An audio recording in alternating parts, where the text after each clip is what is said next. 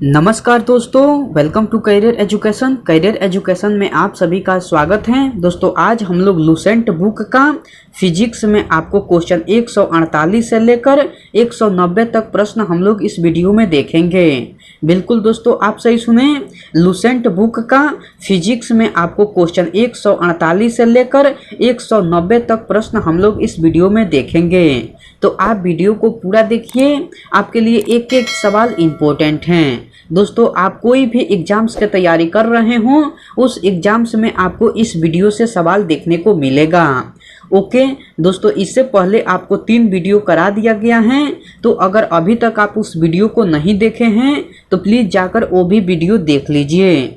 Okay चलिए, next question आपको 148 number कह रहा है कि किसी बर्तन में बंद द्रव के किसी भाग पर बल आरोपित किया जाए तो द्रव द्वारा सभी दिशाओं में समान संचरण होता है।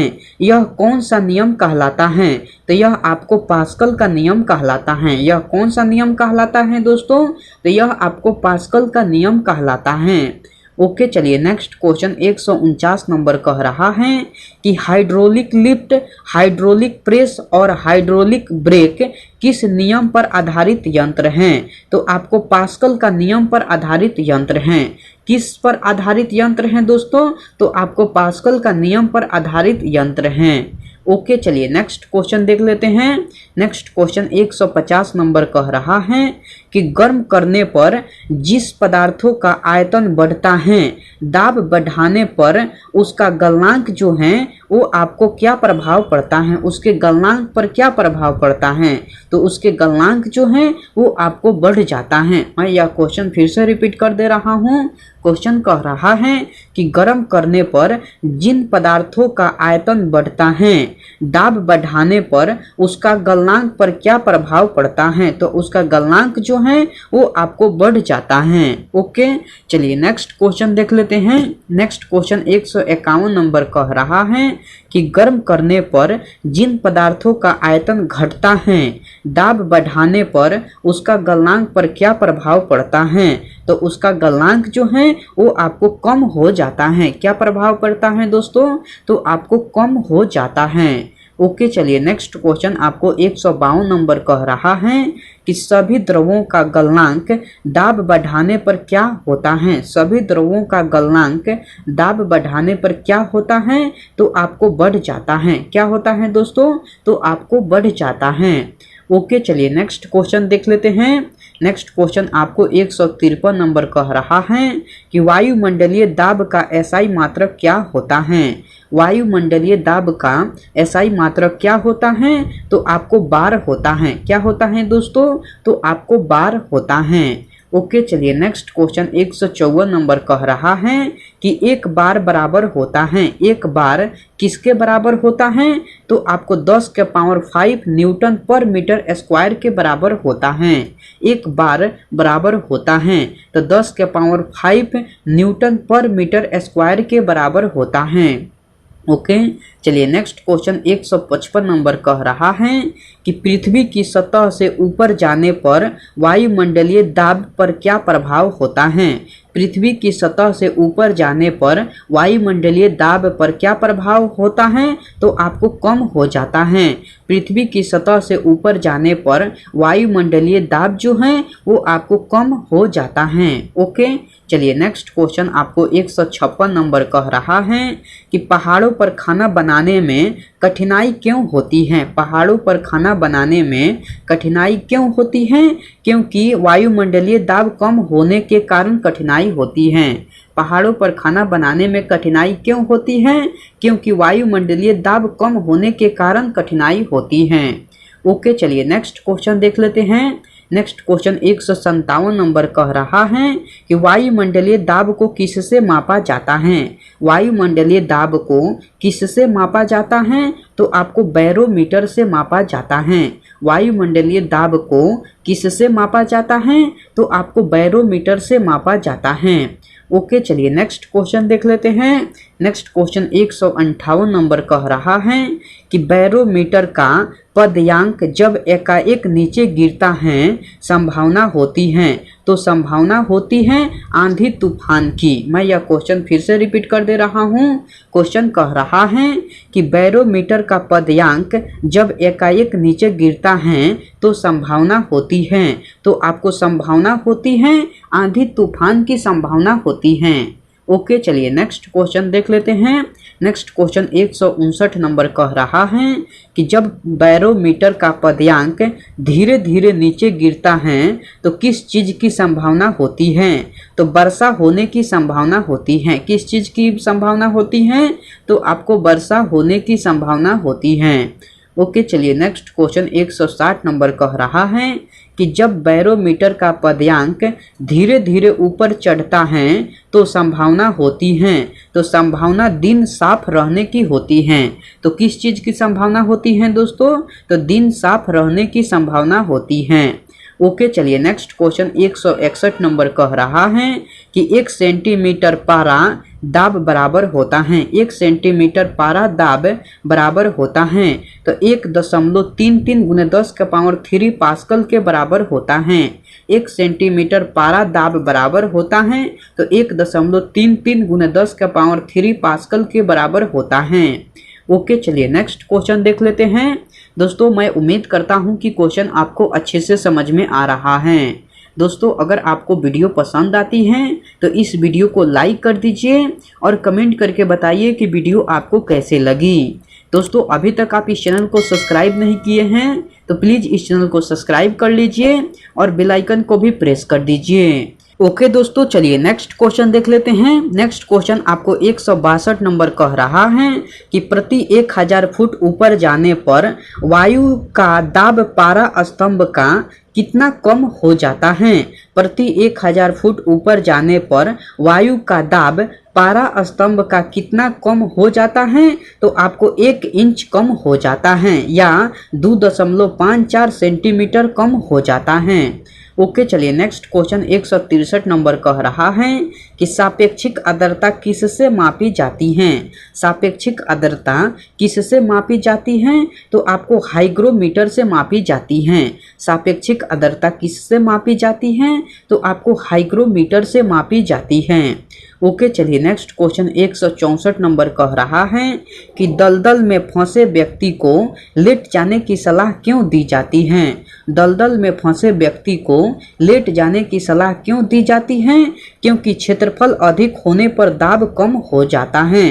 क्यों सलाह दी जाती है? क्योंकि क्षेत्रफल अधिक होने पर दाब कम हो जाता है, इसलिए लेट जाने की सलाह दी जाती है। ओके, चलिए नेक्स्ट क्वेश्चन देख लेते हैं। नेक्स्ट क्वेश्चन 165 नंबर कह रहा है कि प्रेशर कुकर में खाना जल्दी क्यों पकता है? प्रेशर कुकर में खाना जल्दी क्यों पकता है? क्योंकि क्वथनांक अधिक होने के कारण प्रेशर कुकर में खाना जल्दी पकता है। प्रेशर कुकर में खाना जल्दी क्यों पकता है? क्योंकि क्वथनांक अधिक होने के कारण खाना जल्दी पकता है।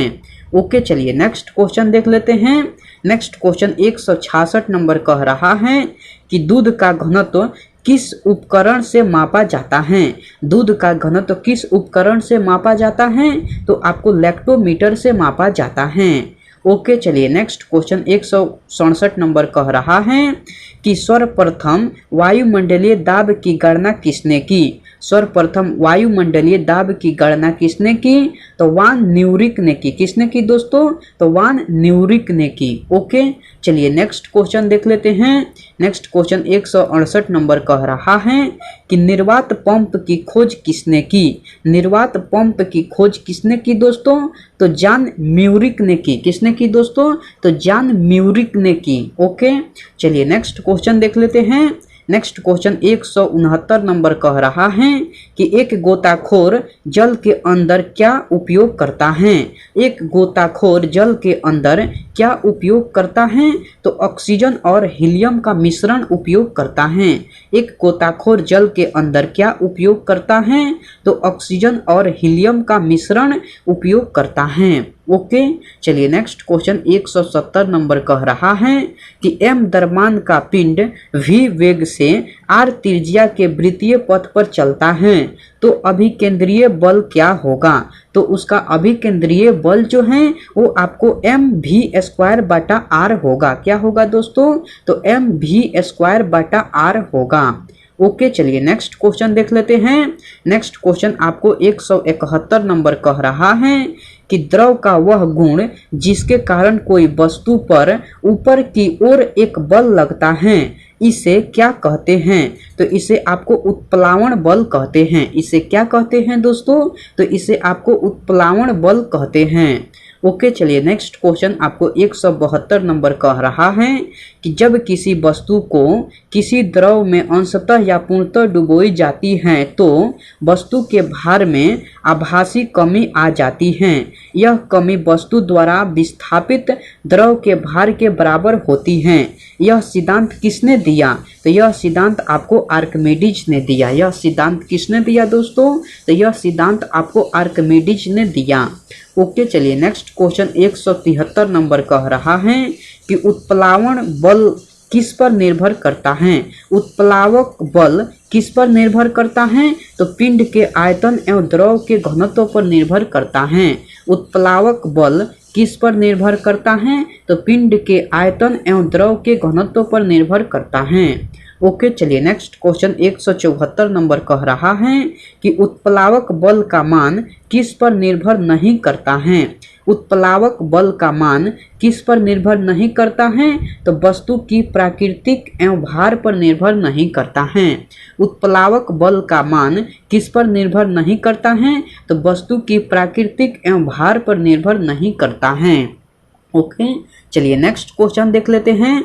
नेक्स्ट क्वेश्चन आपको 175 नंबर कह रहा है कि सामान्य जल की अपेक्षा समुद्री जल का घनत्व जो है वो आपको अधिक होती है। सामान्य जल की अपेक्षा समुद्री जल का घनत्व जो है वो आपको अधिक होती है। ओके, चलिए नेक्स्ट क्वेश्चन 176 नंबर कह रहा है कि घनत्व बराबर होता है।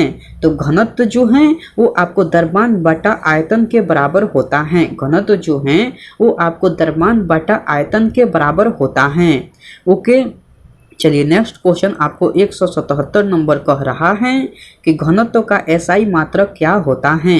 घनत्व का एसआई मात्रक क्या होता है, तो केजी पर मीटर क्यूब होता है। घनत्व का एसआई मात्रक क्या होता है, तो आपको केजी पर मीटर क्यूब होता है। ओके, चलिए नेक्स्ट क्वेश्चन 178 नंबर कह रहा है कि आपेक्षिक घनत्व बराबर होता है।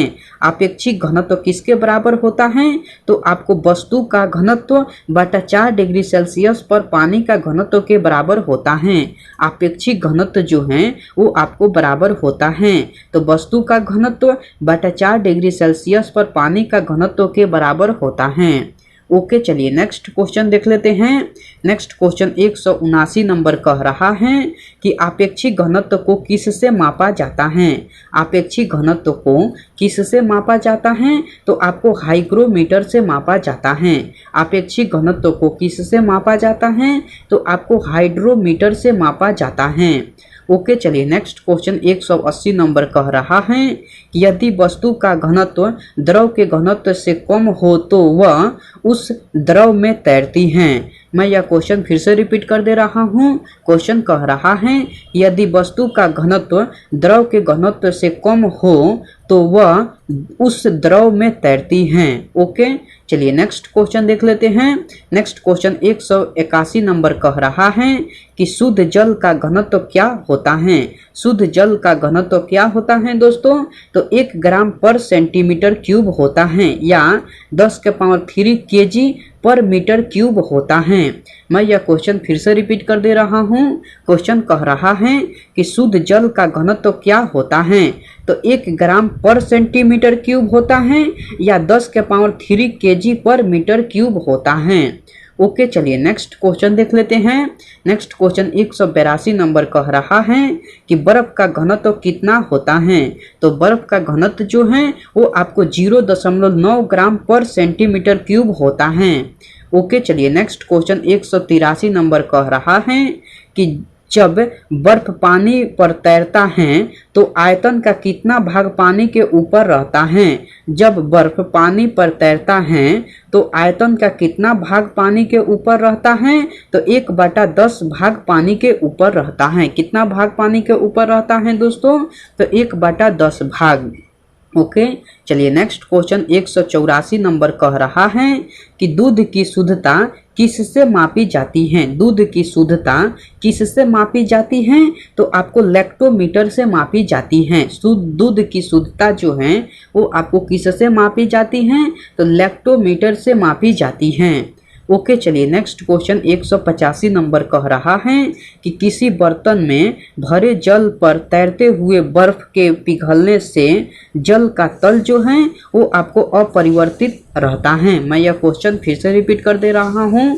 क्वेश्चन कह रहा है कि किसी बर्तन में भरे जल पर तैरते हुए बर्फ के पिघलने से जल का तल जो है वो आपको अपरिवर्तित रहता है। ओके, चलिए नेक्स्ट क्वेश्चन 186 नंबर कह रहा है कि समुद्री जहाज की पेदी से कुछ ऊपर खींची रेखा किसको अधिक जहाज को नहीं डुबोना चाहिए, कौन सी रेखा कहलाती है। यह जो है वो आपको प्लीमोसोल रेखा कहलाती है। यह कौन सी रेखा कहलाती है, तो यह आपको प्लीमोसोल रेखा कहलाती है। मैं यह क्वेश्चन फिर से रिपीट कर दे रहा हूँ। क्वेश्चन कह रहा है कि समुद्री जहाज की पेंदी से कुछ ऊपर खींची रेखा जिसको अधिक जहाज को नहीं डुबोना चाहिए, यह कौन सी रेखा कहलाती है, तो यह आपको प्लीमोसोल रेखा कहलाती है। यह कौन सी रेखा कहलाती है दोस्तों, तो यह आपको प्लीमोसोल रेखा कहलाती है। ओके, चलिए नेक्स्ट क्वेश्चन देख लेते हैं। नेक्स्ट क्वेश्चन आपको 187 नंबर कह रहा है कि तरल के अंतर्गत कौन आते हैं। तरल के अंतर्गत कौन आते हैं, तो आपको द्रव एवं गैस आते हैं। तरल के अंतर्गत कौन आते हैं, तो द्रव एवं गैस आते हैं। ओके, चलिए नेक्स्ट क्वेश्चन आपको 188 नंबर कह रहा है कि जल का अधिकतम कितना होता है। जल का अधिकतम घनत्व कितना होता है, तो आपको 4 डिग्री सेल्सियस होता है। जल का अधिकतम घनत्व कितना होता है, तो 4 डिग्री सेल्सियस होता है। ओके, चलिए नेक्स्ट क्वेश्चन 189 नंबर कह रहा है कि जल का न्यूनतम आयतन कितना होता है। जल का न्यूनतम आयतन कितना होता है, तो आपको 4 डिग्री सेल्सियस होता है। जल का न्यूनतम आयतन कितना होता है, तो 4 डिग्री सेल्सियस होता है। ओके, चलिए नेक्स्ट क्वेश्चन 190 नंबर कह रहा है कि कोणीय त्वरण का मात्रक क्या है। कोणीय त्वरण का मात्रक क्या है दोस्तों, तो रेडियन पर सेकेंड स्क्वायर है। कोणीय त्वरण का मात्रक क्या है, तो रेडियन पर सेकेंड स्क्वायर है। कोणीय त्वरण का मात्रक क्या है, तो रेडियन पर सेकेंड स्क्वायर है। ओके, चलिए नेक्स्ट क्वेश्चन तो रहा नहीं दोस्तों, इतना क्वेश्चन इस वीडियो में था। मैं उम्मीद करता हूं कि सारे क्वेश्चन आपको याद हो गया होगा। दोस्तों, अगर आपको सारा क्वेश्चन याद नहीं हुआ है तो आप इस वीडियो को फिर से देखिए। आपके लिए एक एक सवाल इम्पोर्टेंट है। आपके एग्जाम में इस वीडियो से सेम टू सेम सवाल देखने को मिलेगा, तो आप एक एक सवाल का इम्पोर्टेंट समझिए और अच्छे से तैयारी कीजिए। ओके, मैं आपसे नेक्स्ट वीडियो में मिलता हूँ। तब तक के लिए टेक केयर दोस्तों एंड बाय।